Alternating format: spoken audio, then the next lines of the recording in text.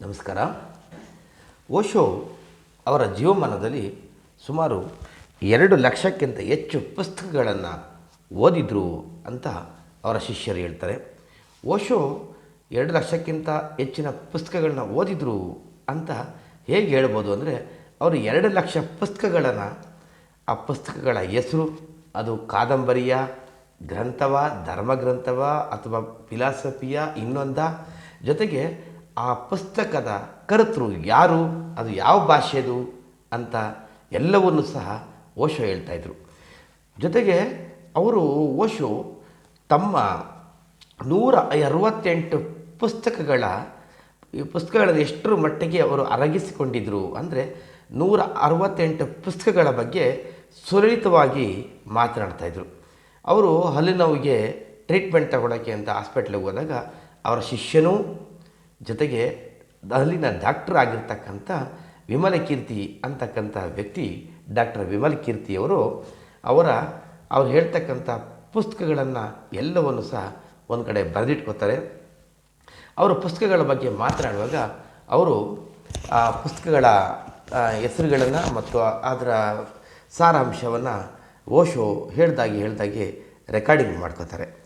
ಮುಂದೆ ಅವರು ಎಷ್ಟೊಂದು ವಿಚಾರ ತಿಳ್ಕೊಂಡಿದ್ರು ಅಂದರೆ, ಅತೀಂದ್ರಿಯ ಪುರುಷರಿಂದ ಹಿಡಿದು ಪೂರ್ವದ ಅನುಭವಗಳು, ಪಶ್ಚಿಮದ ಅನುಭವಗಳು, ಅತೀಂದ್ರಿಯ ಪುರುಷರ ವಿವರಗಳಿಂದ ಹಿಡಿದು ನೀಡ್ಸೆಯ ತನಕ, ಪಶ್ಚಿಮ ತತ್ವಜ್ಞಾನಿಗಳಿಂದ ಹಿಡಿದು ಶ್ರೇಷ್ಠ ರಷ್ಯನ್ ಕಾದಂಬರಿಕಾರರವರೆಗೆ ಅವರು ವಿವರಣೆಯನ್ನು ನೋಡಿಕೊಡ್ತಾರೆ, ವ್ಯಾಖ್ಯಾನವನ್ನು ನೀಡ್ತಾರೆ. ಇಡೀ ಜಗತ್ತಿನ ಮಹಾನ್ ಪ್ರತಿಭಾಶಾಲಿಗಳ ಅತ್ಯುತ್ತಮವಾದಂಥ ಸಾಹಿತ್ಯದ ಕಾಮನ ಬಿಲ್ಲನ್ನು ಅವರು ತಮ್ಮ ಮನಸ್ಸಲ್ಲಿ ಅರಗಿಸಿ ಇಟ್ಕೊಂಡಿದ್ರು ಅಂತ ಅವರ ಶಿಷ್ಯರು ಹೇಳ್ತಾರೆ. ಎಲ್ಲಕ್ಕಿಂತ ಅವರಿಗೆ ಓಶೋಗೆ ಮತ್ತೊಂದು ಅವರ ಮೇಲೆ ಪರಿಣಾಮ ಬೀರಿದಂಥ ಪುಸ್ತಕ ಯಾವುದಂದರೆ ಮೀರಾ ಆಫ್ ದ ಸಾಂಗ್ ಅಂತ. ಮೀರಾ ತಾನೇ ಹೇಳ್ಕೊತಾಳೆ, ಮೀರಾಬಾಯಿ, ಮೈತೋ ಪ್ರೇಮ್ ದಿವಾನಿ ಅಂತ. ಮೈತೋ ಪ್ರೇಮ್ ದಿವಾನಿ ಅಂದರೆ ನಾನು ಪ್ರೇಮದ ಹುಚ್ಚಿನಲ್ಲಿದ್ದೇನೆ ಅಂತ. ಮೀರಾಬಾಯಿ ಪ್ರೇಮದ ಹುಚ್ಚಿನಲ್ಲಿ ಇದ್ಲು. ಯಾವ ಪ್ರೇಮ? ಅವಳಿಗೆ ಯಾರ ಮೇಲೆ ಪ್ರೇಮ ಇತ್ತು ಅಂದರೆ, ಅವಳಿಗೆ ಕೃಷ್ಣನ ಮೇಲೆ ಪ್ರೇಮ. ಅವಳೊಬ್ಬಳು ರಾಜಕುಮಾರಿಯಾಗಿ ಒಬ್ಬಳೇ ಮಗಳಾಗಿ ಆ ರಾಜ್ಯಭಾರವನ್ನು ನಡೆಸೋದು ಬಿಟ್ಟು ಕೃಷ್ಣನ ಪ್ರೇಮದ ಹುಚ್ಚಿನಲ್ಲಿ ಮುಳುಗಿದ್ಲು. ನಾನು ಕಳೆದ ಜನ್ಮದಲ್ಲಿ ರಾಧೆಯಾಗಿದ್ದೆ, ನಾನೀಗ ಮತ್ತೆ ಕೃಷ್ಣನನ್ನು ಸೇರಬೇಕು ಅಂಥೇಳಿ ಆ ಊರಿನ ದೇಶದ ಬೀದಿಗಳಲ್ಲಿ ತಂಬೂರಿಯನ್ನು ಹಿಡ್ಕೊಂಡು, ವೀಣೆಯನ್ನು ಹಿಡ್ಕೊಂಡು ಹಾಡ್ತಾ, ಕುಣಿತಾ, ಡ್ಯಾನ್ಸ್ ಮಾಡ್ತಾ ಕೃಷ್ಣನ ಪ್ರೇಮವನ್ನು ಅವಳು ಬೇಡ್ತಾಳೆ. ಕೃಷ್ಣನನ್ನು ಅಲ್ಲಿ ಬೇಡ್ತಾಳೆ. ಒಟ್ಟಿನಲ್ಲಿ ಅವಳೊಬ್ಬಳು ಪ್ರೇಮದ ಹುಚ್ಚಿಯಾಗಿದ್ಲು. ಆ ಹುಚ್ಚು ಪ್ರತಿಯೊಬ್ಬರಿಗೂ ಇದ್ದರೆ ಮಾತ್ರ ಅವರು ಆತ್ಮಸಾಕ್ಷ್ಯವನ್ನು ಪಡೆಯೋದಕ್ಕೆ ಸಾಧ್ಯ ಅಂತಕ್ಕಂಥದ್ದು ಓಶೋರವರ ಒಂದು ಸಿದ್ಧಾಂತ ಆಗಿತ್ತು. ಅಂದರೆ ಮೀರಾಬಾಯಿ ಥರ ಎಲ್ಲ ಮಠ ಬಿಟ್ಟು ತಂಬೂರಿ ಹಿಡ್ಕೊಂಡು ಹಾಡ್ತಾ, ಕುಣಿತಾ, ಡ್ಯಾನ್ಸ್ ಮಾಡ್ತಾ ಬೀದಿ ಸುತ್ತಿ ಅಂತಲ್ಲ, ಆ ಒಂದು ಮಟ್ಟದ ಹುಚ್ಚಿರಬೇಕು, ಅಂದರೆ ಆ ಮಟ್ಟದ ಒಂದು ಆಸಕ್ತಿ ಇರಬೇಕು ಅಂತಕ್ಕಂಥದ್ದು ಓಶೋ ಅವರ ಅಭಿಪ್ರಾಯ ಆಗಿತ್ತು. ಅವರು ತಮ್ಮದೇ ಆಗಿರ್ತಕ್ಕಂಥ ಕೃತಿ ಧಮ್ಮಪಾದ ಅಂತ ಒಂದು ಕೃತಿ. ಈ ಧಮ್ಮಪಾದಕ್ಕೆ ಸರಿಯಾಗಿರ್ತಕ್ಕಂಥ ಅರ್ಥ ಅವರೇ ಹೇಳೋ ಹಾಗೆ ಸತ್ಯದ ಹಾದಿ ಅಂತ ಹೇಳ್ಬೋದು. ಆದರೆ ಮತ್ತೊಂದು ಸತ್ಯದ ಹೆಜ್ಜೆ ಗುರುತುಗಳು ಅಂತ ಹೇಳ್ಬೋದು. ಸತ್ಯ ಅಂತಕ್ಕಂಥದ್ದು ಪಕ್ಷಿಗಳಿಗೆ ಸಮಾನ. ಪಕ್ಷಿಗಳು ಆಕಾಶದಲ್ಲಿ ಆಡ್ತವೆ. ಪಕ್ಷಿಗಳು ಆಕಾಶದಲ್ಲಿ ಆಡ್ತಕ್ಕಂಥದ್ದು ಸತ್ಯ ತಾನೇ. ಸತ್ಯ ಆದಮೇಲೆ ಅವು ಹೆಜ್ಜೆ ಗುರುತುಗಳನ್ನ ಬಿಟ್ಟು ಹೋಗೋದೇ ಇಲ್ಲ. ಅಲ್ಲಿ ಪಕ್ಷಿಗಳು ಹೆಜ್ಜೆ ಗುರುತುಗಳನ್ನ ಬಿಟ್ಟು ಹೋಗ್ತವ? ಇಲ್ಲ. ಅದೇ ರೀತಿ ಸತ್ಯವೂ ಸಹ ತನ್ನ ಹೆಜ್ಜೆ ಗುರುತುಗಳನ್ನ ಬಿಟ್ಟೋಗೋದಿಲ್ಲ. ಸತ್ಯವನ್ನು ನಾವೇ ಕಂಡುಹಿಡ್ಕೋಬೇಕು ಅಂತ ಹೇಳ್ತವೆ. ಅದೇ ಥರ ಧಮ್ಮಪಾದವನ್ನು ಅಲ್ಲಗಳಿತಕ್ಕಂಥ ಕೆಲವು ಮಾತುಗಳನ್ನು ಓಶೋ ಹೇಳ್ತಾರೆ. ನನ್ನನ್ನು ನಂಬಿ, ನನ್ನನ್ನು ಹೊರತಾಗಿ ಬೇರಾರೂ ನನ್ನನ್ನು ಸೋಲಿಸೋದಕ್ಕೆ ಸಾಧ್ಯ ಇಲ್ಲ. ಆದಾಗ್ಯೂ ನನ್ನಿಂದ ಸೋಲು ಉಣ್ಣೋದಕ್ಕೆ ಅವನು ಸಿದ್ಧನಾಗಿದ್ದಾನೆ, ಸಂತೋಷವಾಗಿದ್ದಾನೆ ಅಂತ ಓಶೋ ಶಿಷ್ಯರು ಹೇಳ್ತಕ್ಕಂಥದ್ದು. ಒಬ್ಬ ತಂದೆ ಮಗನಿಂದ ಸೋಲೋದಕ್ಕೆ ಸಿದ್ಧನಾಗಿರ್ತಾನೆ. ಮಗ ತನ್ನ ಹೆಗಲ ಮೇಲೆ, ತನ್ನ ಎದೆ ಮೇಲೆ ಕುಳಿತು ಆಟ ಆಡೋದನ್ನ ನೋಡಿ ಸಂತೋಷ ಪಡ್ತಾನೆ. ಅದೇ ರೀತಿ ಒಬ್ಬ ಶಿಷ್ಯ ಗುರುವಿಗಿಂತ ಮೇಲೆ ಹೋಗೋದನ್ನ ಗುರು ಇಷ್ಟಪಡ್ತಾನೆ ಅಂತಕ್ಕಂಥದ್ದನ್ನ ಅದೇಕೋ ಓಶೋ ಇಷ್ಟಪಡ್ತಾ ಇರಲಿಲ್ಲ. ಯಾಕೆಂದರೆ ಯಾವ ವ್ಯಕ್ತಿನೂ ಮೇಲೆ ಹೋಗೋದಿಲ್ಲ, ಯಾವ ವ್ಯಕ್ತಿನೂ ಕೆಳ ಹೋಗೋದಿಲ್ಲ. ಅವನವನ ಆತ್ಮಚಿಂತನೆ ಏನಿರ್ತದೆ, ಅವನವನ ಮನಸ್ಸಿನ ಚಿಂತನೆಗಳು ಯಾವ ರೀತಿ ಇರ್ತವೆ, ಆ ರೀತಿಯಾಗಿ ಆ ವ್ಯಕ್ತಿ ತನ್ನ ಒಂದು ಚಿಂತನೆ ಅನುಸಾರ ತಾನು ದೊಡ್ಡವನಾಗಿರ್ತಾನೆ. ಯಾವ ವ್ಯಕ್ತಿನೂ ದೊಡ್ಡವನೂ ಅಲ್ಲ, ಯಾವ ವ್ಯಕ್ತಿನೂ ಚಿಕ್ಕವನೂ ಅಲ್ಲ ಅಂತಕ್ಕಂಥದ್ದು ಓಶೋರವರ ಒಂದು ಸಿದ್ಧಾಂತ ಆಗಿತ್ತು. ಆಮೇಲೆ ಗ್ರೀಕ್ ಲೇಖಕ ಕಜಂಟ ಜಕಿಸ್ ಅಂತಕ್ಕಂಥ ಗ್ರೀಕ್ ಲೇಖಕನ ಜೋರ್ಬಾದ ಬುದ್ಧನ ಬಗ್ಗೆ ಪುಸ್ತಕದ ಬಗ್ಗೆ ಓಶೋ ಪ್ರಸ್ತಾಪ ಮಾಡ್ತಾರೆ. ಈ ಜೋರ್ಬಾದ ಬುದ್ಧ ಅಂದರೆ ನನ್ನ ಪಾಲಿನ ಒಂದು ಪ್ರೇಮದ ವ್ಯವಹಾರ ಅಂತ ಹೇಳ್ತಾರೆ. ನಾನು ಅಪರಿಚಿತರನ್ನು ಸಹ ಪ್ರೀತಿಸ್ತೇನೆ. ಜೋರ್ಬಾ ಅಂತಕ್ಕಂಥವನು ಒಬ್ಬ ಅಪರಿಚಿತ ವ್ಯಕ್ತಿ, ಅವನೊಬ್ಬ ಕಾಲ್ಪನಿಕ ವ್ಯಕ್ತಿ. ಆದರೆ ಅವನು ಎಪಿಕ್ಯೂರಸ್ ಮತ್ತು ಚಾರ್ವಕ ಇಂಥ ಭೌತವಾದಿಗಳನ್ನು ಪ್ರತಿನಿಧಿಸ್ತಾನೆ. ಜೋರ್ಬಾ ಅಂತಕ್ಕಂಥವನು ಒಬ್ಬ ಕಾಲ್ಪನಿಕ ವ್ಯಕ್ತಿ ಆಗಿದ್ದರೂ ಸಹ ಅದಕ್ಕೆ ಜೋರ್ಬಾದ ಬುದ್ಧ ಅಂತಕ್ಕಂಥ ಪುಸ್ತಕವನ್ನು ಅವರು ಇಷ್ಟಪಡ್ತಾರೆ. ಆದರೆ ಜೋರ್ಬಾ ತನ್ನ ಯಜಮಾನನಿಗೆ ಹೇಳ್ತಾನೆ, ಯಜಮಾನರೇ, ನಿಮಗೆ ಎಲ್ಲ ಇದೆ, ಆದರೂ ನಿಮಗೆ ಜೀವನ ಏನು ಅಂತಕ್ಕಂಥದ್ದು ಗೊತ್ತಿಲ್ಲ, ಅದನ್ನು ಕಳ್ಕೊಂಬಿಟ್ಟಿದ್ದೀರಿ. ಯಾಕೆಂದರೆ ನಿಮಗೆ ಹುಚ್ಚುತನ ಇಲ್ಲ, ಜೀವನವನ್ನು ಅರ್ಥ ಮಾಡ್ಕೊಳ್ತಕ್ಕಂಥ ಹುಚ್ಚುತನ ಇಲ್ಲ ನಿಮಗೆ ಅಂತ ಅವನು ಜೋರ್ಬಾ ತನ್ನ ಯಜಮಾನನಿಗೆ ಹೇಳ್ತಾನೆ. ಇದರಲ್ಲಿ ಅಂದರೆ ನನಗೆ ಹುಚ್ಚುತನ ಇದೆ. ಹುಚ್ಚುತನ ಅಂದರೆ ಇಲ್ಲಿ ಏನು, ಅತೀವವಾಗಿರ್ತಕ್ಕಂಥ ಆಸಕ್ತಿ, ಜೀವನವನ್ನು ತಿಳ್ಕೊಳ್ತಕ್ಕಂಥ ಅತೀವವಾಗಿರ್ತಕ್ಕಂಥ ಆಸಕ್ತಿ, ಸತ್ಯ ಏನು ಅಂತಕ್ಕಂಥ ಆಲೋಚನೆ ಮಾಡ್ತಕ್ಕಂಥ ಆಸಕ್ತಿ, ಅದು ಹುಚ್ಚು ಅಂತ ಇಲ್ಲಿ ಹುಚ್ಚಿಗೆ ಹೋಲಿಸ್ತಾರೆ ಅದನ್ನು ಅಷ್ಟೇ. ಹುಚ್ಚು ಅಂದರೆ ಮತ್ತೇನೋ ಕಲ್ಪನೆ ಮಾಡ್ಕೊಳ್ತಕ್ಕಂಥ ಅಗತ್ಯ ಇಲ್ಲ. ಹುಚ್ಚು ಅಂದರೆ ಇಲ್ಲಿ ಅತೀವವಾಗಿರ್ತಕ್ಕಂಥ ಆಸಕ್ತಿಯನ್ನೇ ಅವರು ಇಲ್ಲಿ ಹುಚ್ಚು ಅಂತ ಕರೀತಾರೆ. ಅದನ್ನು ಜೋರ್ಬಾ ತನ್ನ ಯಜಮಾನನಿಗೆ ಹೇಳ್ತಾನೆ, ಯಜಮಾನ್ರೆ, ನಿಮಗೆಲ್ಲ ಇದೆ, ನಿಮಗೆ ಪ್ರತಿಯೊಂದಿದೆ, ಆದರೆ ನಿಮಗೆ ಜೀವನವನ್ನು ಅರ್ಥ ಮಾಡ್ಕೊಳ್ತಕ್ಕಂಥ ಒಂದು ಆಸಕ್ತಿ ಇಲ್ಲ ನಿಮಗೆ ಅಂತ ಜೋರ್ಬಾ ಹೇಳ್ತಾನೆ. ಆಮೇಲೆ ಓಶೋ ಹೇಳ್ತಾನೆ, ಕರಜಂಟೆಕ್ಕಿಸ್ರವರೇ, ನೀವು ಈ ಪುಸ್ತಕವನ್ನು ಬರೆದಿದ್ದಕ್ಕೆ ನಾನು ತುಂಬ ಆಭಾರಿಯಾಗಿದ್ದೇನೆ. ನಾನು ನಿಮ್ಮನ್ನು ತುಂಬ ಆರಾಧಿಸ್ತೇನೆ, ನಿಮ್ಮನ್ನು ಪ್ರೀತಿಸ್ತೇನೆ. ಆದರೆ ಮಿತ್ರರೇ, ಒಂದು ಮಾತು ಕೇಳಿ, ನಿಮಗೆ ಒಬ್ಬ ಯಜಮಾನನ ಅಗತ್ಯ ಇದೆ. ನಿಮಗೆ ಒಬ್ಬ ಯಜಮಾನನ ಅಗತ್ಯ ಇದೆ, ನಿಮಗೆ ಧ್ಯಾನದ ಅಗತ್ಯ ಇದೆ. ಇಲ್ಲವಾದರೆ ನಿಮ್ಮ ಜೀವನ ಏನು ಅಂತ ಗೊತ್ತಾಗೋದಿಲ್ಲ. ನೀವು ಮೊದಲು ಒಬ್ಬ ಯಜಮಾನನ ಆಯ್ಕೆ ಮಾಡ್ಕೊಳ್ಳಿ, ಒಬ್ಬ ಗುರುವನ್ನು ಆಯ್ಕೆ ಮಾಡ್ಕೊಳ್ಳಿ. ಯಜಮಾನ ಅಂದರೆ ಇಲ್ಲಿ ಗುರು ಅಂತ, ಅವರು ಯಜಮಾನ ಅಂತ ಹೇಳ್ತಾರೆ ಓಶೋ. ಆಮೇಲೆ ನೀವು ಕರಜಟಿಕಿಸವ್ರೆ, ನೀವು ಮಿತ್ರರೇ, ನೀವು ಆಳವಾಗಿ ಆಲೋಚನೆ ಮಾಡಿ, ಆಮೇಲೆ ಜೀವನ ಏನಂತ ತಿಳ್ಕೊಳ್ಳಿ ಅಂತ ಅವರನ್ನು ಸಹ ಇಲ್ಲಿ ಓಶೋ ಟೀಕಿಸಿ ಅವರಿಗೆ ಒಂದು ಜೋರ್ಬಾದ ಬುದ್ಧನ ಬರೆದಂಥ ಕಜಂಟಿಕಿಸ್ ಅವರಿಗೆ ಗ್ರೀಕ್ ತತ್ವಜ್ಞಾನಿಗೆ ಹೇಳ್ತಾರೆ. ಆಗ ಕರಜಟಿಕಿಸ್ ಇರಲ್ಲ, ಆ ಟೈಮಲ್ಲಿ ಇರಲ್ಲ, ಅವರಾಗಲೇ ಹೊರಟೋಗಿರ್ತಾರೆ. ಜೋರ್ಬಾದ ಬುದ್ಧ ಅಂತಕ್ಕಂಥ ಪುಸ್ತಕವನ್ನು ಗ್ರೀಸ್ ಭಾಷೆಯಲ್ಲಿ ಬರೆದು. ಆಮೇಲೆ ಸರ್ಮದ್ ಬಗ್ಗೆ ಓಶೋಗೆ ತುಂಬ ಆಸಕ್ತಿ. ಯಾಕೆಂದರೆ ಈ ಸರ್ಮದ್ದು ಒಬ್ಬ ಸೂಫಿ, ಇಸ್ಲಾಂ ಧರ್ಮದಲ್ಲಿ ಇರ್ತಕ್ಕಂಥ ಒಂದು ಪಂಥ, ಸೂಫಿ ಪಂಥ. ಇಸ್ಲಾಂ ಧರ್ಮ ಕುರಾನ್ ಏನು ಹೇಳ್ತಿದೆ ಅಂದರೆ ದೇವರು ಒಬ್ಬನೇ ಅಂತ ಹೇಳ್ತಿದೆ, ಜೊತೆಗೆ ಪ್ರವಾದಿ ಮಹಮ್ಮದ್ ಪೈಗಂಬರರ ಬಗ್ಗೆಯೂ ಸಹ ಹೇಳ್ತದೆ. ಆದರೆ ಸರ್ಮದ್ ಅಂದರೆ ಸೂಫಿಗಳು ಇದನ್ನು ಒಪ್ಪಲ್ಲ. ದೇವರು ಮತ್ತು ಮನುಷ್ಯನ ನಡುವೆ ಯಾವ ಮಧ್ಯವರ್ತಿಯ ಸಹಾಯ ಇಲ್ಲ ಅಂತಕ್ಕಂಥದ್ದು ಸೂಫಿಗಳ ಒಂದು ಸಿದ್ಧಾಂತ. ಅದನ್ನೇ ಸರ್ಮದ್ದು ರಾಜಾರೋಷವಾಗಿ ಬಹಿರಂಗವಾಗಿ ಹೇಳ್ತಾನೆ. ಇಲ್ಲ, ಯಾವುದೇ ಕಾರಣಕ್ಕೂ ದೇವರು ಒಬ್ಬನೇ ಅಂತಕ್ಕಂಥದ್ದು ಸತ್ಯ. ಅವನನ್ನು ಬಿಟ್ಟರೆ, ದೇವರನ್ನು ಬಿಟ್ಟರೆ, ಅಲ್ಲಹನನ್ನು ಬಿಟ್ಟರೆ ಮತ್ತೆಲ್ಲವೂ ಸುಳ್ಳು. ದೇವರು ಒಬ್ಬನೇ ಸತ್ಯ. ದೇವರ ಬಿಟ್ಟರೆ ಯಾವ ಪ್ರವಾದಿಯೂ ಇಲ್ಲ. ದೇವರನ್ನು ಬಿಟ್ಟರೆ ದೇವರು ಮತ್ತು ಮನುಷ್ಯರ ನಡುವೆ ಯಾವ ಪುರೋಹಿತನೂ ಇಲ್ಲ, ಪ್ರವಾದಿಯೂ ಇಲ್ಲ, ಸಂತನೂ ಇಲ್ಲ. ಎಲ್ಲವೂ ಸುಳ್ಳು. ದೇವರು ಮತ್ತು ಮನುಷ್ಯರ ನಡುವೆ ಇರ್ತಕ್ಕಂಥ ಸಂಬಂಧ ಮಾತ್ರ ಸತ್ಯ. ದೇವರು ಒಬ್ಬನೇ ಅಂತ ಸರ್ಮದ್ ಪ್ರತಿಪಾದನೆ ಮಾಡ್ತಾರೆ. ಇದನ್ನು ಅಲ್ಲಿ ಅವರ ಮುಲ್ಲಾಗಳಿಗೆ ಇಷ್ಟ ಆಗಲ್ಲ, ಇಸ್ಲಾಂ ಧಾರ್ಮಿಕ ಗುರುಗಳಿಗೆ, ಮತ್ತೊಂದು ಪಂಗಡದವರಿಗೆ ಇಷ್ಟ ಆಗಲ್ಲ. ಅವರು ಮೊಘಲ್ ರಾಜನಿಗೆ ಹೇಳ್ತಾರೆ. ಮೊಘಲ್ ರಾಜ್ಯ ಸರ್ಮದ್ದನನ್ನು ವಿಚಾರಣೆ ನಡೆಸಿ, ಸರ್ಮದ್ದು ತನ್ನ ಹಠ ಬಿಡೋದೇ ಇಲ್ಲ, ತನ್ನ ಚಿಂತನೆ ಬಿಡೋದೇ ಇಲ್ಲ, ರಾಜನ ಮಾತನ್ನು ಕೇಳೋದೇ ಇಲ್ಲ, ಮೊಘಲ್ ರಾಜನ ಮಾತನ್ನು ಕೇಳೋದೇ ಇಲ್ಲ. ಕೊನೆಗೆ ಅವನಿಗೆ ತಲೆಯನ್ನು ಕತ್ತರಿಸಾಕಿ ಅಂತ ಮೊಘಲ್ ರಾಜ ಹೇಳ್ತಾನೆ.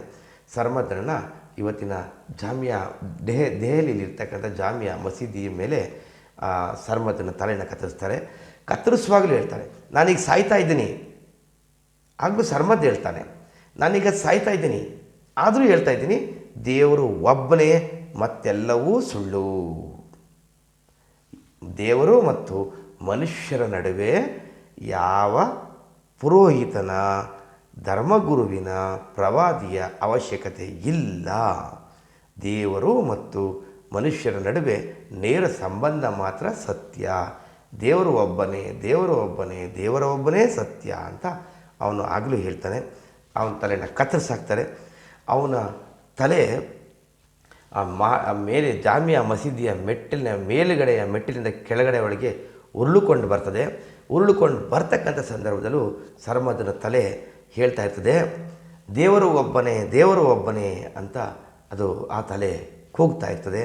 ಅಂದರೆ ಸರ್ಮದ್ ಬಗ್ಗೆ ಯಾಕೆ ಓಶೋ ತುಂಬ ಇಷ್ಟಪಡ್ತಾರೆ ಅಂತ ಅಂದರೆ, ಅದೊಂದು ಪರ್ಷಿಯನ್ ಕಾದಂಬರಿ ಆಗಿದ್ರೂ ಅದನ್ನು ಓದಿದಂಥ ಓಶೋ ಯಾಕೆ ಸರ್ಮದ್ದನನ್ನು ಇಷ್ಟಪಡ್ತಾರೆ ಅಂದರೆ, ಸರ್ಮದ್ದು ತನ್ನ ಚಿಂತನೆಯನ್ನು ಯಾವುದೇ ಕಾರಣಕ್ಕೂ ತನ್ನ ಪ್ರಾಣ ಹೋದರೂ, ತನ್ನ ಜೀವನ ಹೋದರೂ ಬಿಟ್ಟು ಕೊಡಲಿಲ್ಲ. ಅದಕ್ಕೋಸ್ಕರ ಸರ್ಮದ್ದನನ್ನು ಪ್ರೀತಿಸ್ತಾರೆ. ಆ ಸರ್ಮದ್ದನ ತ್ಯಾಗದ ಪ್ರತೀಕವಾಗಿ ಇವತ್ತಿಗೂ ಸಹ ಜಾಮಿಯಾ ಮಸೀದಿ ದೆಹಲಿನಲ್ಲಿ ಇದೆ. ಅದನ್ನು ದೆಹಲಿಗೆ ಹೋದಾಗ ನಾವು ನೋಡ್ಬೋದು. ದೇವರನ್ನು ಆಮೇಲೆ ರಮಣ ಮಹರ್ಷಿಗಳ ಬಗ್ಗೆ ಬರ್ತಾರೆ. ರಮಣ ಮಹರ್ಷಿಗಳು ಯಾವ ಪುಸ್ತಕವನ್ನು ಸಹ ಬರೆದಿದ್ರೆ ಕೆಲವು ಕರಪತ್ರಗಳ ಥರ ಚಿಕ್ಕ ಕರಪತ್ರಗಳನ್ನ ಮಾತ್ರ ಬರೆದಿರ್ತಾರೆ. ಅವನ್ನೇ ಅವರ ಶಿಷ್ಯರು ತುಂಬ ಜೋಪಾನವಾಗಿ ಇಟ್ಕೊಂಡಿದ್ದಾರೆ. ರಮಣ ಮಹರ್ಷಿ ನೀವು ರಮಣ ಮಹರ್ಷಿನ ಆಶ್ರಮದ ಹತ್ರ ತಿರುವಣ್ಣಾಮಲೈ, ಅವರು ತಿರುವಣ್ಣಾಮಲೈಗೆ ಬರ್ತಾರೆ, ಅಲ್ಲಿ ವಾಸ ಇರ್ತಾರೆ. ಅಲ್ಲಿಗೆ ಆ ತಿರುವಣ್ಣಾಮಲೈನಲ್ಲಿ ಅವರ ಕೇಂದ್ರ ಸ್ಥಾನ ಇವತ್ತಿಗೂ ಇರೋದು. ರಮಣ ಮಹರ್ಷಿ ಇಲ್ಲ, ಆದರೆ ಅವರ ಕೇಂದ್ರ ಸ್ಥಾನ, ಅವರ ಆಶ್ರಮದ ಸ್ಥಾನ ಇರೋದು. ಅಲ್ಲಿಗೆ ಹೋದರೆ ಕೆಲವು ಮಕ್ಕಳುಗಳು ಬ್ಯಾಗ್ನ ತಗೊಂಡು ಹೋಗ್ತಾರೆ, ಅದನ್ನ ನೋಡ್ಬೋದು. ಅವ್ರ ಮೈ ಮೇಲೆ ಒಂದು ಟೀ ಶರ್ಟ್ ಇರ್ತದೆ. ಟೀ ಶರ್ಟ್ ಮೇಲೆ ಒಂದು ವಾಕ್ಯ ಬರೆದಿರ್ತದೆ, ಹೂ ಆ್ಯಮ್ ಐ ಅಂತ. ಹೂ ಆ್ಯಮ್ ಐ ಅಂದರೆ ನಾನು ಯಾರು ಅಂತ. ನಾನು ಯಾರು ಅಂತಕ್ಕಂಥದ್ದನ್ನ ತಿಳ್ಕೊಳ್ತಕ್ಕಂಥದ್ದು ಭಾಳ ಮುಖ್ಯ ಅಂತ ರಮಣ ಮಹರ್ಷಿಯ ಒಂದು ಬೋಧನೆಯಾಗಿರ್ತದೆ. ರಮಣರು ಒಬ್ಬ ವಿದ್ವಾಂಸರಲ್ಲ ಅಥವಾ ತುಂಬ ವಿದ್ಯಾವಂತರು ಕೂಡ ಅಲ್ಲ. ಅವರಿಗೆ 17 ವರ್ಷ ಆಗಿದ್ದಾಗ ಅವ್ರ ಮನೆ ಬಿಟ್ಟು ಹೊರಗಡೆ ಬಂದ್ಬಿಟ್ರು. ಮತ್ತು ಹಿಂದಕ್ಕೆ ಹಿಂತಿರುಗಿ ಹೋಗಲಿಲ್ಲ. ಯಾರನ್ನ ಕೇಳಿದ್ರು, ಸ್ವಾಮಿ ನೀವು ಮನೆ ಬಿಟ್ಟು ಹೊರಗಡೆ ಬಂದ್ರಿ ನಿಜ, ನೀವು ದೇವರನ್ನ ಕಂಡ್ರೆ ನಿಜ, ನೀವು ಮತ್ತೆ ಮನೆಗೆ ಹೋಗೋದಕ್ಕೆ ನಿಮ್ಗೇನು ಕಷ್ಟ, ಯಾಕೆ ಹೋಗಬಾರ್ದು, ನಿಮ್ಮ ತಂದೆ ತಾಯಿಗಳನ್ನ ಯಾಕೆ ನೋಡಬಾರ್ದು ಅಂತ ಕೇಳಿದ್ದಕ್ಕೆ ರಮಣ ಮಹರ್ಷಿ ಹೇಳಿದರು, ನಾನು ಯಾರು ಅಂತ ನಾನೀಗ ತಿಳ್ಕೊಂಡಿದ್ದೀನಿ. ನನಗೆ ನಿಜವಾದ ಮನೆ ನನಗಾಗಲೇ ಸಿಕ್ತು. ಆ ಸಿಕ್ಕಿದ ಮೇಲೆ ಮತ್ತೆ ಸುಳ್ಳಾಗಿರ್ತಕ್ಕಂಥ ನನ್ನ ಮನೆಯ ಹಳೆಯ ಮನೆಗೆ ನಾನು ಯಾಕೆ ಹೋಗಬೇಕು, ನನಗೆ ನಿಜವಾದ ಮನೆ ಸಿಕ್ತು ಅಂತ ರಮಣ ಮಹರ್ಷಿಯವರು ಹೇಳ್ತಾರೆ. ರಮಣ ಮಹರ್ಷಿಯವ್ರನ್ನ ಭೇಟಿ ಮಾಡಿದಂಥವರಲ್ಲಿ ಪಾಲ್ ಬ್ರಂಟನ್, ಸಾಮರ್ಸೆಟ್ ಹೋಮ್, ಆಂಪರ್ ಪೈರ್, ಆಮೇಲೆ ತೆಲುಗಿನ ಛಲಂ ಇಂತಹ ತತ್ವಜ್ಞಾನಿಗಳು, ಕಾದಂಬರಿಕಾರರು, ಗ್ರಂಥಕಾರರು ಅವರನ್ನು ಭೇಟಿಯಾಗಿ ರಮಣ ಮಹರ್ಷಿಗಳ ಬೋಧನೆಗಳನ್ನು ಎಲ್ಲ English, Greece, Rome, Kannada, Telugu, Hindi ಈ ಥರ ಎಲ್ಲ ಭಾಷೆಗಳಲ್ಲಿ ಬರೆದು ರಮಣ ಮಹರ್ಷಿಗಳನ್ನು ಪ್ರಖ್ಯಾತಿಗೊಳಿಸಿದ್ರು. ಓಶೋ ಹೇಳ್ತಾರೆ, ನದಿಯೊಂದು ಹರಿದುಕೊಂಡು ಹೋಗ್ತಕ್ಕಂಥ ರೀತಿಯಲ್ಲಿ ಓಶೋರವರು ನದಿ ಯಾವ ರೀತಿ ಹರ್ಕೊಂಡು ಹೋಗ್ತಾ ಇರ್ತದೆ, ಅದು ಎಲ್ಲೂ ನಿಲ್ಲೋದೇ ಇಲ್ಲ, ಸರ ಸರ ಸರ ಸರ ಸರ ಅಂತ ಹರ್ಕೊಂಡು ಹೋಗ್ತಾ ಇರ್ತದೆ. ಅದೇ ರೀತಿ ಓಶೋ ತಾವು ಓದಂಥ ಪುಸ್ತಕಗಳ ವಿವರಣೆಯನ್ನು ಒಂದಾದ್ರ ಮೇಲೊಂದು ಹೇಳ್ತಾರೆ. ಅವ್ರಿಗೆ ಎಷ್ಟೊಂದು ನೆನಪಿನ ಶಕ್ತಿ ಇತ್ತು ಅಂತಕ್ಕಂಥದ್ದನ್ನ ಇದರಲ್ಲಿ ನೋಡ್ಬೋದು. ಓಶೋ ಒಂದು ಕಡೆ ಹೇಳ್ತಾರೆ, I have read more books than you may hold off. I have read more than 100,000 books. I have chosen only a few and naturally I have had to leave out many with tears in my eyes ಎಂದಿರ್ಥ ಅಂತ ಹೇಳ್ತಾರೆ. ಅಂದರೆ ಸುಮಾರು 1,50,000 ಪುಸ್ತಕಗಳ ಸಂಗ್ರಹ ಅವರಲ್ಲಿತ್ತು. ಆ ಪುಸ್ತಕಗಳನ್ನು ನೋಡಿದಾಗ ಓಶೋರವರಿಗೆ ಜೀವ ಬಾಯಿಗೆ ಬಂದಾಗ ಆಗ್ತಾಯಿತ್ತಂತೆ, ಅವರ ಕಣ್ಣಿನಲ್ಲಿ ನೀರು ಹರಿತಾ ಇತ್ತಂತೆ. ಅದಲ್ಲದೆ ಇನ್ನು ಅವರು 1,50,000 ಪುಸ್ತಕಗಳು ಅವರ ತಿಜೋರಿನಲ್ಲಿ ಇತ್ತು, ಓಶೋರ ತಿಜೋರಿನಲ್ಲಿ. ಇವತ್ತು ಓಶೋ ಪುಣೆಯ ಓಶೋ ಆಶ್ರಮಕ್ಕೆ ಹೋದರೆ ಆ ಪುಸ್ತಕಗಳು ಇವತ್ತೂ ಅವರು ಸಂಸ್ಕರಣೆ ಮಾಡಿ ಇಟ್ಕೊಂಡಿದ್ದಾರೆ, ಸಂರಕ್ಷಣೆ ಮಾಡಿ ಇಟ್ಕೊಂಡಿದ್ದಾರೆ, ನಾವು ನೋಡ್ಬೋದು. ಒಂದು ದಿನಕ್ಕೆ ಓಶೋ 2,000 ಪುಟಗಳಷ್ಟು ಓದ್ತಾ ಇದ್ರಂತೆ. ಅದಕ್ಕೆ ಅವರಲ್ಲಿ ಅಷ್ಟೊಂದು ಜ್ಞಾನವನ್ನು ಸಂಪಾದನೆ ಮಾಡೋದಕ್ಕೆ ಸಾಧ್ಯ ಆಯಿತು. ಆಮೇಲೆ ಒಬ್ಬ ನಮ್ಮ ಕನ್ನಡದ ಕಾದಂಬರಿಕಾರಾಗಿರ್ತಕ್ಕಂಥ ಡಾಕ್ಟರ್ UR ಅನಂತಮೂರ್ತಿಯವರು ತಮ್ಮ ಒಂದು ಪುಸ್ತಕದಲ್ಲಿ ಹೇಳ್ತಾರೆ, ಒಂದು ಭಾಷಣದಲ್ಲಿ ಹೇಳ್ತಾರೆ, ಓಶೋ ನನ್ನ ಪಾಲಿಗೆ ಒಬ್ಬ ವಿಸ್ಮಯ ವ್ಯಕ್ತಿ. ಓಶೋ ನನ್ನ ಪಾಲಿಗೆ ಒಬ್ಬ ವಿಸ್ಮಯ ವ್ಯಕ್ತಿ, ಆಶ್ಚರ್ಯಕರವಾಗಿರ್ತಕ್ಕಂಥ ವ್ಯಕ್ತಿ ಅಂತೆ. ಮೊದಲು ಅವನ ಕೋರಿಕೆಗಳಿಂದ, ವಾಗ್ಝರಿಯಿಂದ ನಾನು ಸಂಶಯಗ್ರಸ್ತನಾಗಿದ್ದೆ. ಓಶೋ ಮಾತಾಡ್ತಕ್ಕಂಥ ಮಾತನ್ನು ಕೇಳಿ, ಓಶೋವಿನ ಪುಸ್ತಕಗಳನ್ನು ಓದಿ ಆ ಮಾತನ್ನು ಕೇಳಿ ನನಗೆ ಅನುಮಾನ ಬಿಡ್ತು. ಪ್ರತಿಯೊಬ್ಬರು ಅನುಮಾನಿಸಿರ್ತಾರೆ ಓಶೋನ. UR ಅನಂತಮೂರ್ತಿಯವರು ಮಾತ್ರ ಅಲ್ಲ, ಓಶೋ ಇದ್ದಾಗಂತೂ ಅವರನ್ನು ಯಾರೂ ಸಹ ಅನುಮಾನಿಸ್ತೇನೆ ನೋಡಲೇ ಇಲ್ಲ. ಜೊತೆಗೆ ಟೀಕೆ ಮಾಡಿದವರೇ ಜಾಸ್ತಿ, ಉಕ್ಕೊಂಡೋದವ್ರು ಇನ್ನೆಷ್ಟು ಜನ ಇದ್ದರು ಯಾರಿಗೆ ಗೊತ್ತು. ಪತ್ರಿಕೆಗಳಂತೂ ಸಿಕ್ಕಾಪಟ್ಟೆ ಬರೆದುಬಿಟ್ಟು ಹಾಕಣ್ರಿ, ಹಳೆಯ ಪೇಪರ್ಗಳು ಸಿಕ್ಕಿದ್ರೆ ನೀವು ನೋಡ್ಬೋದು. ಆದರೆ ಹೇಳ್ತಾರೆ, ಓಶೋ ನನ್ನ ಪಾಲಿಗೆ ಒಬ್ಬ ವಿಸ್ಮಯ ವ್ಯಕ್ತಿ. ಮೊದಲು ಅವನ ಕೋರಿಕೆಗಳನ್ನು, ವಾಗ್ಝರಿಯನ್ನು ಕೇಳಿ ನಾನು ಸಂಶಯಗ್ರಸ್ತನಾಗಿದ್ದೆ. ಆದರೆ ಕ್ರಮೇಣ ಇಂಥವನೊಬ್ಬ ಇಲ್ಲ ಎನಿಸುವಷ್ಟು ಅವನ ಮಾತುಗಳನ್ನು ಕೇಳಿ ನನ್ನ ಮನಸ್ಸೋತೆ. ಇಂಥ ವ್ಯಕ್ತಿ ಈ ಪ್ರಪಂಚದಲ್ಲಿ ಹುಟ್ಟೋದಕ್ಕೆ ಸಾಧ್ಯನೇ ಇಲ್ಲ, ಅವನು ಯಾವುದೋ ಒಂದು ಕಾಲ್ಪನಿಕ ವ್ಯಕ್ತಿ ಅಂತ UR ಅನಂತಮೂರ್ತಿ ಅನ್ಕೊಂಬಿಟ್ರಂತೆ. ಏಕೆಂದರೆ ಅಂಥ ವ್ಯಕ್ತಿ ಹುಟ್ಟೋದೇ ಇಲ್ಲ ಅಂತ. ನೀವು ಓಶೋ ಬಗ್ಗೆ ಮಾತ್ರ ಅಲ್ಲ, ಒಬ್ಬ ಇಂಗ್ಲೀಷ್ ಕಾದಂಬರಿಕಾರ ಶ್ರೀರಾಮನ ಬಗ್ಗೆ ಹೇಳ್ತಾನೆ. ಶ್ರೀರಾಮ ಅಂತಕ್ಕಂಥ ಒಬ್ಬ ವ್ಯಕ್ತಿ ಒಬ್ಬ ಪುರುಷೋತ್ತಮ ಅನ್ನಿಸ್ಕೊಂಡಂಥ ವ್ಯಕ್ತಿ. ಅಂಥ ವ್ಯಕ್ತಿ ಈ ಜಗತ್ತಿನಲ್ಲಿ ಹುಟ್ಟಿದ್ನ, ಬದುಕಿದ್ನ, ಮರ್ಯಾದಾ ಪುರುಷೋತ್ತಮ ಅನ್ನಿಸ್ಕೊಂಡಂಥ ಶ್ರೀರಾಮ ಅಂತಕ್ಕಂಥ ವ್ಯಕ್ತಿ, ಅಂತಹ ವ್ಯಕ್ತಿತ್ವ ಇರತಕ್ಕಂಥ ವ್ಯಕ್ತಿ ನಿಜವಾಗ್ಲೂ ಹುಟ್ಟಿದ್ನ, ಬದುಕಿದ್ನ ಅಂತ ಅನುಮಾನಿಸ್ತಾರೆ ಒಬ್ಬ ಇಂಗ್ಲೀಷ್ ಕಾದಂಬರಿಕಾರರು. ಅದೇ ರೀತಿ ಒಬ್ಬ ಹಿಂದಿ ತತ್ವಜ್ಞಾನಿಗಳು, ಹಿಂದಿ ಕಾದಂಬರಿಕಾರರು, ಜೊತೆಗೆ ನಮ್ಮ ಸ್ವಾಮಿ ವಿವೇಕಾನಂದರು ಸಹ ಯೇಸುವಿನ ಬಗ್ಗೆ ಅದನ್ನು ಹೇಳ್ತಾರೆ. ಯೇಸು ಅಂತಕ್ಕಂಥ ಒಬ್ಬ ವ್ಯಕ್ತಿ ಕಾಲ್ಪನಿಕತೆಯೋ ಅಥವಾ ಸತ್ಯವೋ? ಏಕೆಂದರೆ ಅಂಥ ಒಬ್ಬ ವ್ಯಕ್ತಿ ಈ ಭೂಮಿ ಮೇಲೆ ಹುಟ್ಟೋದಕ್ಕೆ ಸಾಧ್ಯನೇ? ತನ್ನ ಚಿಂತನೆಗಳಿಗೋಸ್ಕರ ತನ್ನ ಜೀವ ಹೋದ್ರೂ ತನ್ನ ಚಿಂತನೆಗಳನ್ನು, ತನ್ನ ಸಿದ್ಧಾಂತಗಳನ್ನು ಬಿಟ್ಕೊಡದೇ ಇರತಕ್ಕಂಥ ಒಬ್ಬ ವ್ಯಕ್ತಿ ಈ ಭೂಮಿ ಮೇಲೆ ಹುಟ್ಟೋದಕ್ಕೆ ಸಾಧ್ಯನೇ? ನನಗೆ ಕಲ್ಪನೆ ಅಂತ ಅನ್ನಿಸ್ತದೆ. ನಿಜವಾಗ್ಲೂ ಯೇಸು ಇವತ್ತು ನನ್ನ ಮುಂದೆ ಬಂದರೆ ನನ್ನ ಎದೆಯ ರಕ್ತವನ್ನು ಬಗೆದು ನನ್ನ ಹೃದಯದ ರಕ್ತದಿಂದ ಆ ಯೇಸು ಮಹಾತ್ಮನನ್ನು ಪಾದವನ್ನು ತೊಳೆದು ನಾನು ಅವನನ್ನು ಪೂಜಿಸ್ತೀನಿ ಅಂತ ನಮ್ಮ ವಿವೇಕಾನಂದರು ಹೇಳ್ತಾರೆ. ಕೆಲವು ವ್ಯಕ್ತಿಗಳು ಅದೇ ಥರ ಕಣ್ರಿ. ಓಶೋ ಬಗ್ಗೆನೂ ಅದನ್ನೇ ಯು ಆರ್ ಅನಂತಮೂರ್ತಿ ಹೇಳೋದು.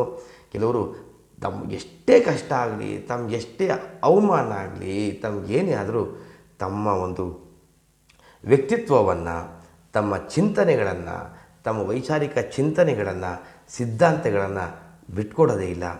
ಮತ್ತು ಮುಂದಿನ ಅಧ್ಯಾಯದಲ್ಲಿ ನಾವು ಇನ್ನೂ ಹಲವು ವಿಚಾರಗಳನ್ನ ನಾವು ಓಶೋ ಬಗ್ಗೆ ಮಾತನಾಡೋಣ. ದಯವಿಟ್ಟು ತಾವು ಸಬ್ಸ್ಕ್ರೈಬ್ ಮಾಡ್ಕೊಳ್ಳದೇ ಇದ್ದರೆ ಖಂಡಿತ ಸಬ್ಸ್ಕ್ರೈಬ್ ಮಾಡ್ಕೊಳ್ಳಿ, ಶೇರ್ ಮಾಡಿ, ಹೆಚ್ಚು ಜನಕ್ಕೆ ತಲುಪಲಿ. ಓಶೋ ಭಗವಾನರ ಬಗ್ಗೆ ತಿಳುವಳಿಕೆ ಮೂಡಲಿ. ಎಲ್ಲರೂ ಸಹ ಸ್ವತಂತ್ರವಾಗಿ ಆಲೋಚನೆ ಮಾಡಿ ಬದುಕೋ ರೀತಿಯಾಗಲಿ. ಸ್ವತಂತ್ರವಾಗಿ ಆಲೋಚನೆ ಮಾಡೋದ್ರ ಮುಖಾಂತರ ನೀವು, ನಿಮ್ಮ ಮಕ್ಕಳು, ಮೊಮ್ಮಕ್ಕಳು, ನಿಮ್ಮ ಮುಂದಿನ ಸಂತಾನ ಸ್ವತಂತ್ರವಾಗಿ ಬದುಕಲಿ. ಗುಲಾಮಿತನ ಅಂತಕ್ಕಂಥದ್ದು ಈ ಜಗತ್ತಿನಿಂದ ಸಂಪೂರ್ಣವಾಗಿ ತೊಲಗಲಿ ಅಂತ ಹೇಳ್ತಾ ನಾನು ಈ ಸಂಚಿಕೆಯನ್ನು ಮುಗಿಸ್ತಾ ಇದ್ದೀನಿ. ಎಲ್ರಿಗೂ ಸಹ ಧನ್ಯವಾದಗಳು.